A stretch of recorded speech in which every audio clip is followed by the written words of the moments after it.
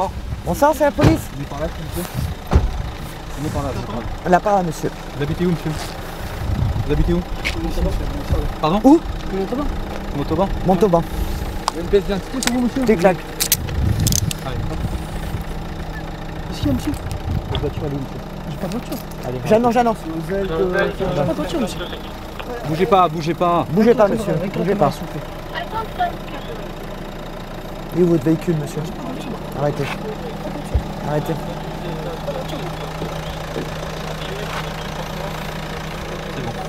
Allez, Allez, c'est elle est où bon. la voiture? Elle est où la voiture? J'ai pas de voiture. Reste. J'ai pas de voiture. Ouais, sur un style, c'est très joli ça. Elle est où ta voiture? J'ai pas de voiture, monsieur. Et un portable jetable. Ouais, bah. Bon, écoutez, monsieur. Quand tu passes, Oh, monsieur, regardez-moi quand vous parlez. On va jouer le grand garçon, d'accord? Là, dans la poche, j'ai dit. Dans la poche. Là, on recherche la voiture. On a la voiture. Ah, elle est où?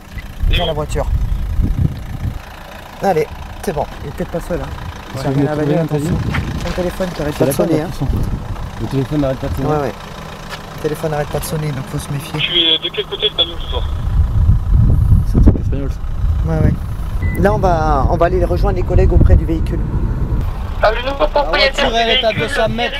Ouais, T'es loin, toi? Chris est à pied, là. Tu peux le récupérer? T'es loin, toi? Non, non, on était à Parce l'entrée. que le mec, la voiture, elle est vide. Il a dû jeter par là. Ah, t'as Christophe qui arrive à Je vais le pied. récupérer. Ok. Il est tout seul avec le mec? Non, non, non, non, il est là, le mec. Ah! Ok. Il a lâché. Ah, bah oui, il nous T'es a... malin, toi, hein? T'es un coquin, toi, hein? Là. Ah, bah elle est là, ta voiture, regarde. On l'a retrouvé. Nickel. Je peux pas repartir. Fais gaffe, hein. Monsieur, je vais vous parler direct. Je vous le dirai qu'une fois. D'accord? Je suis officier de police judiciaire, donc c'est moi qui vais vous placer en garde à vue. Le fonctionnaire là, c'est à lui que vous avez fait le refus. Il vient de vous reconnaître. D'accord? Bon. Bah là, le véhicule est vide hein, de tout, bien sûr. Donc, je suppose qu'il a eu le temps de lâcher la marchandise. L'individu est reconnu par les fonctionnaires qui ont fait l'objet du refus d'obtempérer. Là, ben, on recherche, c'est éventuellement, il y a des sacs de marchandises. Donc, parce que là, le véhicule est vide, pourquoi il aurait fait un refus d'obtempérer? Pour nous, c'est qu'il y a de la marchandise, il a peut-être eu le temps de planquer sa marchandise dans un coin. Souvent, ils font ça. Donc, on recherche. On va faire un petit tour de secteur à pied et après, on va voir. On a vu souvent le cas, hein, il décharge la marchandise, il la planque et après, ils viennent la rechercher. Au niveau du pont, j'ai l'impression qu'il remontait du pont. Il a peut-être planqué sur le Lui, pont, oui. voilà, il faut absolument le faire. Parce que moi, c'est l'impression qu'il m'a donné parce qu'on l'a vu tout d'un coup. C'est pas un gars qui marchait, tu vois, on l'aurait vu. Alors? C'est d'où? Putain, c'est une valise, il n'y avait rien dedans. Ah merde.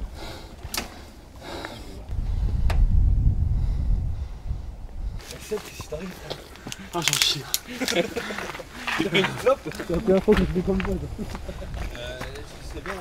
Et on est en contrôle au rond-point Nidolaire. C'est un rond-point où il y a un embranchement entre une voie de contournement du Boulou et une voie qui vient justement de ce village le Boulou. Le véhicule se présente en notre hauteur, donc il fait mine de ralentir, réaccélère dans un second temps. Là on déclenche le dispositif DIVA qui permet de le faire ralentir, enfin, de lui percer les pneus avec une crevaison lente. Puis à ce moment-là le véhicule disparaît et on le retrouve quelques minutes plus tard, terré dans une petite traverse. Et voilà, et on en est là.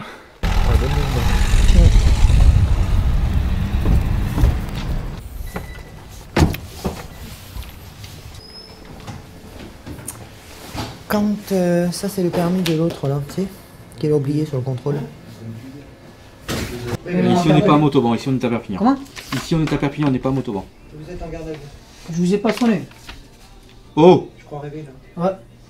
Parce que vous m'avez manqué de respect. Eh, si vous continuez comme ça, je vous prends en garde à vue aussi pour outrage. Voilà. Vous la fermez. Comment ça? Fais-le ton outrage, vas-y. Tu signes, tu veux pas signer? Fais-le ton outrage, tiens, ta signature, elle est là. Outrage par outrage. Allez. Tiens. C'est bon? T'es content? Elle est là, la signature. Maintenant, je parle plus jusqu'à la présence de mon avocat. Y a pas de souci. Allez, vas-y, maintenant, on va jouer comme ça. Allez. C'est pas possible. Vas-y, vas-y, maintenant, fais ton travail. Bon, déjà on me vous voit.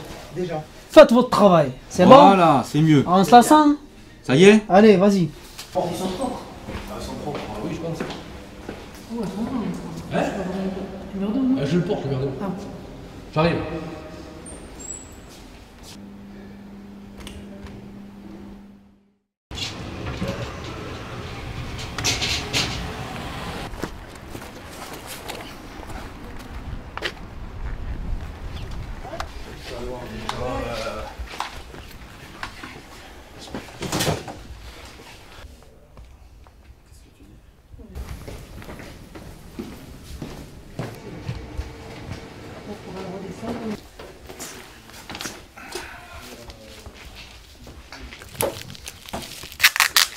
T'as pas un cutter, Christelle? 18 kilos, 500. De quoi? Pourquoi tu fumes pas? Tu es la cheveux? Non, c'est violet, non. C'est chaud. Bien violet, donc. Donc vous saviez que vous le transportiez ou pas? Enfin, ce qu'il y avait à l'intérieur, vous le saviez? Qu'il y avait de la résine de cannabis? Oui, mais Pas la quantité? Voilà. D'accord, vous pensiez transporter combien? Je sais pas, j'ai trouvé dans la voiture. C'est chef. Dans la voiture. Ça, j'ai déjà. Ah, c'est pas vous qui avez placé le sac dans la voiture, hein? Ok. La voiture, vous l'auriez gardée ou vous en auriez pris une autre? Non. Laquelle? La voiture qui transportait les stupes, c'est-à-dire le Citroën C5. Non, je la ramène à Montauban. Vous la rameniez à Montauban, d'accord. Donc il récupérait que la marchandise. Avec la marchandise. Est-ce que vous deviez percevoir quelque chose? Oui. Rien? Si, 2000 €. 2000 €? Parce que j'en avais besoin, c'est pour ça. Moi, je pense bien, oui. Donc vous venez me dire que vous avez fait le transport parce que vous avez besoin des 2000 €. Mais vous tout percevez entre 1200 et 1300 € par mois. Oui, mais ça fait... Vous êtes en manque d'argent à ce point? Ça fait 3 mois que j'ai pas vendu une voiture. Ah, d'accord. Donc vous aviez besoin de cet argent pour vivre. Voilà. De cannabis, etc. Mais pas sur la quantité, apparemment. D'accord, vous en avez pas parlé. Donc ça fait 2 semaines. Il vous donne un numéro de téléphone, il a le vôtre, je suppose? Et bien c'est lui qui m'a donné le téléphone. D'accord, donc ça, c'est lui qui... Il vous a appelé quand alors, pour ça? Il vous a appelé hier? Ou vous l'avez su 2-3 jours avant? Non, 2-3 jours avant. 2-3 jours avant? Donc c'est-à-dire vous êtes parti hier de Montauban ou de Toulouse, directement à la Jonquière. Voilà. Et il vous attendait sur le parking? Qui? Ou celui qui a chargé la drogue? Non, quand je suis arrivé au Madame, moi, Ouais. je l'ai appelé au gars de Toulouse. Après, le gars de Toulouse, il a appelé le mec qui m'a chargé la voiture. Et quand c'était pris, il m'a appelé, il m'a dit vas-y, sors, démarre. Ok. Vas-y. D'accord. Voiture. En attendant qu'il vienne. Je suis rentré dans le club. Dans le Madame. Ouais, dans le Madame. Ok. Et après, de 23h50 jusqu'à ce que vous partiez à 2h15, Il m'a appelé, il m'a dit vas-y, c'est bon, elle est prête, tu peux partir. il vous a appelé vers quelle heure? Et bien vers les 2h. Juste quand vous êtes, vous alliez pour partir. Voilà. D'accord. Vous, par contre, vous n'avez jamais eu de contact avec ce mec? Ah non, jamais. Je sais même pas c'est la couleur de ses yeux.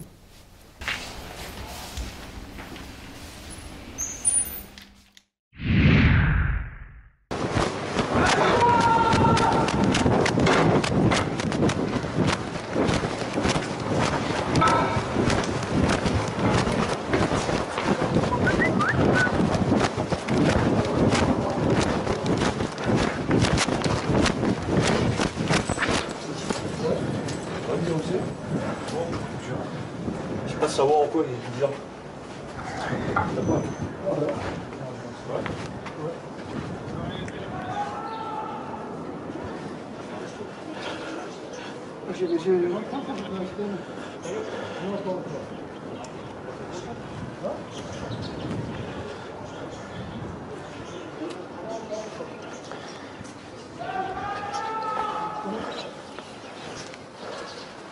L'autre, il avait eu le temps de rentrer, Mika, ou pas?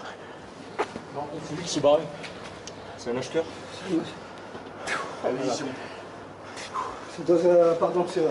lui qui s'est barré, putain. On a un individu qui courait, donc on a pensé que ça pouvait être un des vendeurs, mais finalement c'était un consommateur qui venait acheter. Donc on continue à progresser. Putain, la cigarette, c'est pas ça. Lui, il était avec moi là, on était en train de manger des trucs, donc tu vois, faut pas le confondre, donc quoi que ce soit. Non, pour l'instant, qu'on faut pas. On fait un contrôle, monsieur. S'il n'y a rien sur lui, il n'y a pas. C'est très bien, vous le disiez. Et on fait un contrôle, il n'y a pas de souci. Et s'il n'a rien sur lui, il n'y a pas de souci. À des gens qui n'ont rien à voir. On peut pas. Comment voulez-vous qu'on sache aussi? On arrive, nous. D'accord, il n'y a pas de souci. Hey, JM, Rafa, t'inquiète pas, il y a une grosse démarche, il n'y a rien sur moi après. Tu te laisses, reste tranquille, ma gueule, il n'y a rien, ma gueule, voilà. Il n'y a rien. On est sur le point de revente et on a été annoncé bien en amont. À peine on a quitté la voiture qu'on a été annoncé par des gens qui sont complètement à l'opposé, qui n'ont rien à voir avec le trafic en lui-même. Simplement, ils nous annoncent pour prévenir qu'on est là. Donc là maintenant sur le trafic de stupes en particulier, ils ont des gens qui sont payés à la journée, des gens qui sont recrutés bien souvent dans d'autres cités. Ils sont recrutés pour sauver les effectifs de police. Donc ils nous annoncent, ils ont différentes expressions pour nous annoncer. Et ça veut dire que si par n'importe où on pénètre, ils ont le don de nous reconnaître de très loin. Donc ils nous annoncent tout de suite. Et puis le dealer lâche sa marchandise et se barre dans un coin. Et puis tout le monde s'est parti et on peut pas les appeler. Et il y a aussi des gens qui nous annoncent comme ça, qui ne sont pas payés, juste pour le plaisir de nous annoncer, de faire capoter une intervention. Il y a quoi que ce soit, on est là, on a été témoins, frère. Alors parle pas, il n'y a rien. Allez-y, monsieur, restez, ça va bien se passer. S'il arrête de l'ouvrir, ça va bien se passer. Nous, on est calme, il n'y a pas de raison. Arrête de parler, t'inquiète. Ça va durer 5 minutes et on cherche quelque chose. S'il n'y a rien, il n'y a rien, point. Il n'y a rien à en faire des tonnes. Si... C'est bon, il n'y a rien. Bah voilà. Vous avez relâché l'autre, relâché mon ami. Parce qu'en plus... c'est compliqué, comme vous voyez, il y a pas mal d'issues. Ça peut venir de tous les côtés, ça peut repartir de tous les côtés. Vous avez plein d'individus qui se mêlent au truc, donc c'est dur dès le départ. Ça court à notre arrivée, donc on ne sait pas qui a fait quoi. Il y a des gens qui courent pour rien juste parce qu'ils nous ont vus, juste parce qu'ils ont entendu qu'on arrivait. Et donc c'est difficile après de cibler qui est qui. Et donc là, en l'occurrence, pour l'instant, on n'a pas grand-chose. On sait qu'il y a un point de revente. On sait que quand on passe tous les jours, c'est toujours les mêmes individus qu'on voit. Et là, pour l'instant, ils n'ont rien sur eux. Voilà. C'est pas facile. C'est un ensemble de choses qui fait que c'est pas facile. On ne tape pas par hasard. Vous voyez, c'est un des deux individus qui est là, qui fait l'objet du contrôle. Hier, il était également à cet endroit-là. Et de nouveau, il a couru. Donc les collègues ont loupé hier apparemment également une prise. Et c'était les mêmes individus. Donc on se trompe rarement. Après, le problème, c'est que comme on intervient régulièrement pour faire cesser le trafic, ils trouvent chaque jour de nouveaux moyens.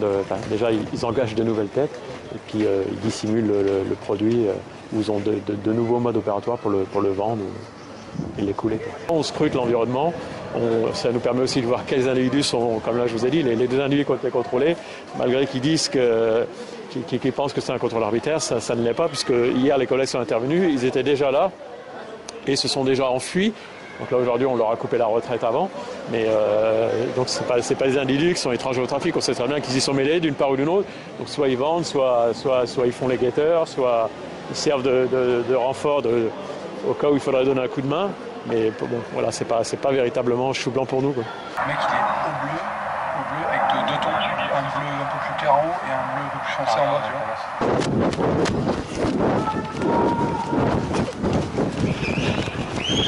vois. Donc là on a annoncé.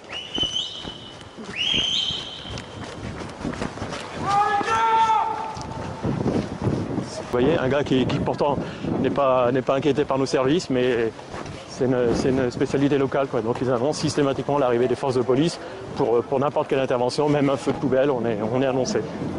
Franchement, il faut faire votre travail. Ben, on le fait, madame. Croyez-moi, je préfère. J'enterre mon fils, je fais la prière et je ne le vois pas se voir détruire. C'est le désespoir de toutes les mamans. Est-ce que vous vous rendez compte quand vous aurez un bébé chaud devant les bras et quand il grandit, il suit des gens qui sont pourris, qui ramassent de la thune et lui, il jette ses affaires dans la rue, il devient fou. Mon fils, il faisait il se lave dans la salle à manger, tellement qu'il est devenu taré. Est-ce que vous vous rendez compte? C'est parce que c'est pas forcément des mauvais produits, mais des fois, c'est pas forcément des drogues, des fois, il y a des mauvais produits qui sont employés.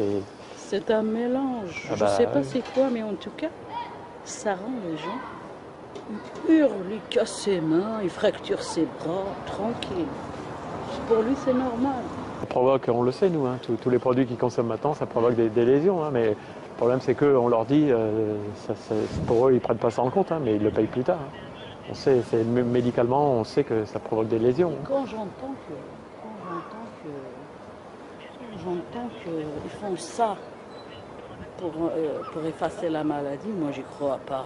Parce que quand je regarde dans Internet, c'est comme les psychotropes et tout le bazar. Ah non, ça vous soigne 5 minutes, c'est tout. Ça. Il m'a dit hier, mon beau-fils, tu sais, il m'a dit, ton fils, il se rappelle même pas de l'alphabet. Est-ce que vous vous rendez compte? Oui, parce que là, ça fait pas longtemps. Les gens qui viennent comme ça, malheureusement, se confier, c'est pas souvent, parce que le problème, c'est que les gens ne peuvent pas. Parce que ils le payent les jours tout de suite. Donc une fois on brûle la voiture, une fois on brûle la porte d'appartement. Si les gamins sont scolarisés, on les harcèle. Et les gens finissent par craquer, par déménager. C'est pas facile de se confier à nous. Et c'est dommage parce qu'effectivement les gens voient tout ici. Il y en a plein, mais donc ça nous arrive quand on intervient pour d'autres choses, les gens en profitent. Et souvent qu'on nous glisse, vous devriez venir le soir à telle heure sur tel palier et tout ça. Mais ils ne font pas l'effort de venir spécialement pour nous dire ça. Ils profitent que quand on intervient. Tu vas pas me dire qu'il a déjà tapé? Putain, il a déjà tapé ou quoi là? Regarde, ça a tapé. Il vient vers nous, à gauche. À gauche, vite à gauche.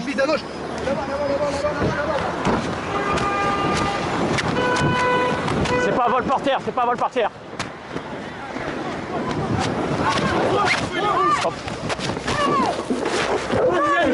C'est bon, reculez. Il parle mal à mon père. On va s'expliquer. Et alors, il parle mal à mon père. C'est bon, reculez, monsieur. Il faut pas. Et alors, ça part. J'arrive, on nous fait vert et tout. Ouais. On dépasse, il arrive, il sort, ils sont bruyants à mon père. C'est bon, calme-toi. Il m'a insulté, c'est pas grave. C'est pas grave. C'est pas grave. Ça y est, c'est pas grave, il m'a insulté. Quel âge il a? Ça y est. Criez pas, monsieur. Criez pas, on est là. Ça y est. Il m'a insulté. Je te lâche. Si tu te barres, je te rattrape et je t'emmène. Merci. Est-ce que t'ailles? Merci, c'est gentil. Merci beaucoup. Il m'a insulté, mais c'est pas. Pourquoi vous insultez? Parce que vous traversez la route? Non. Comme ça, c'est. Reste là. Il m'a insulté, c'est normal comme ça. En plus, avec son père. Mais vous le connaissez? Il arrive. C'est bon, mon allez, c'est bon. Comment il a fait? Monte la voiture sur ta gueule, là, merde. Ça va taper ou pas? Ah, ça va taper, non, le truc, ça. Et pas 2 fois, par contre. C'est gentil quand même. Qu'est-ce qui s'est passé là-bas? Ah bah ouais, tu parles. Ah, il y a eu un vol portière réellement, tu vois. Là-bas, c'est le mec qu'on a vu à tous les coups. Bah, sur ce secteur, hein, donc voilà, on le sait nous, c'est une cité qui est violente, qui est spécialisée dans tout ce qui est vol, violence. Il y a souvent des affaires qui sont associées à des violences ou qui découlent directement de violences. Et donc nous, on intervient toujours ici dans ce climat où on fait au maximum tout pour sécuriser notre intervention et sécuriser nos collègues. On va se rapprocher. Avec Michael et Philippe, ils roulent à plus de 100 km/h dans les rues de Roubaix. Poste de police. Bien que la brigade soit sur les lieux 2 minutes plus tard, plusieurs voitures de police sont déjà là. Leurs collègues ont appréhendé 2 suspects. Et la surprise, il s'agit de mineurs d'à peine 14 ans, dénoncés par les voisins. Et comme des délinquants plus aguerris, ils finissent les menottes au poing. Le jeune garçon et son copain ont pénétré dans cette maison d'apparence modeste. Car derrière les briques rouges, c'est un magnifique loft, comme il y en a beaucoup à Roubaix. Un endroit que ces adolescents voulaient squatter avant de le cambrioler. La délinquance sur Roubaix, c'est quasiment 10-15 ans qui commence à monter dans les cambriolages, dans les vols de portables. Donc ça montre bien ce qu'on a à faire actuellement. Et malheureusement, après, par la suite, ceux qui deviennent raisonnables ou ceux qui deviennent pires, qui montent au braquage. Mais bon. Pour l'instant, c'est des genoux. Ils se sont fait avoir.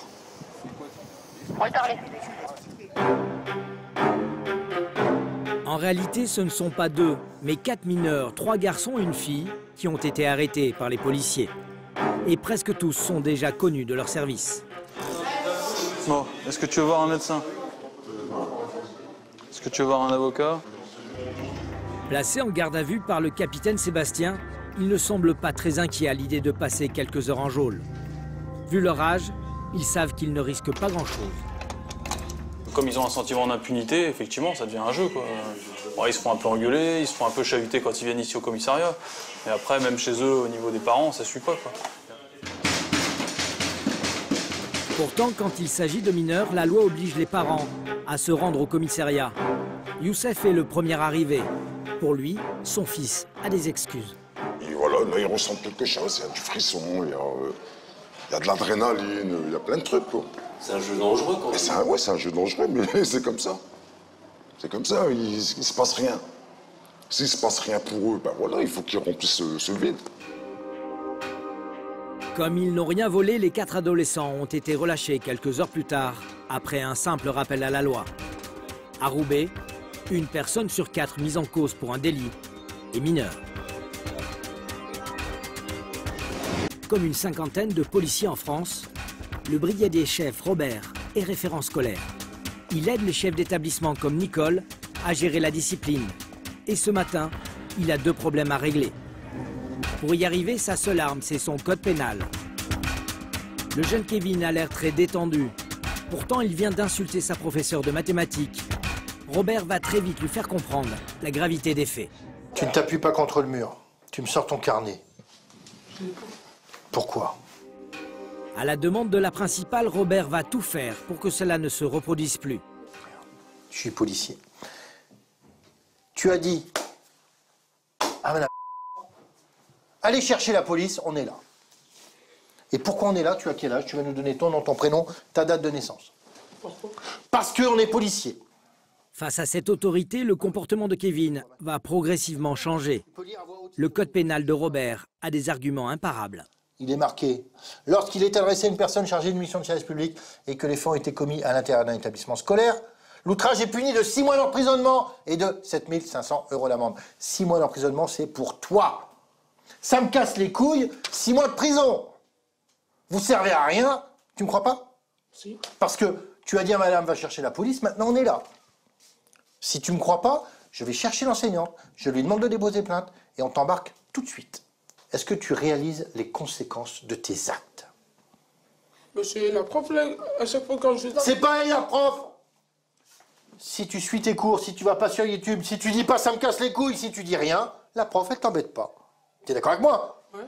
Alors, t'as qu'à le faire. C'est pas ouais, c'est oui, monsieur. Monsieur? T'es d'accord avec moi? Oui. Est-ce que tu as compris ce qu'il faut que tu fasses? Bah ouais, c'est bon. Pour pu... Alors attends, tu t'appuies pas contre le mur et tu me dis pas c'est bon. Parce que moi, il n'y a personne qui me dit c'est bon. Donc maintenant, si t'as pas compris, c'est tant pis pour toi. Qu'est-ce que je te dise? Bon. Cette fois, Kevin échappera aux sanctions habituelles.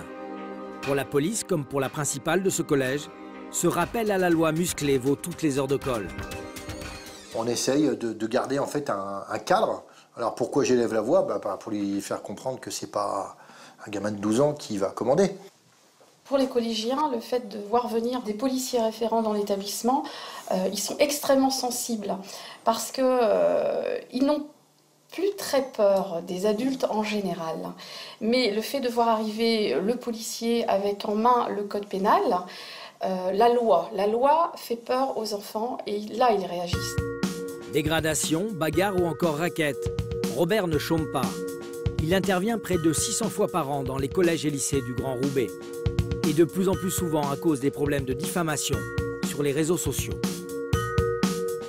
Ce qui est rigolo, c'est que, en fait, l'an dernier, forcément, ils m'ont vu quand je suis passé pour les problèmes d'Internet, et là, c'est un problème d'Internet. Bonjour. Si Robert est dans cette classe, c'est que certains élèves ont posté une vidéo sur Facebook où ils insultent leur professeur. Un délit passible d'amende. Il va leur prouver, là encore, code pénal à l'appui.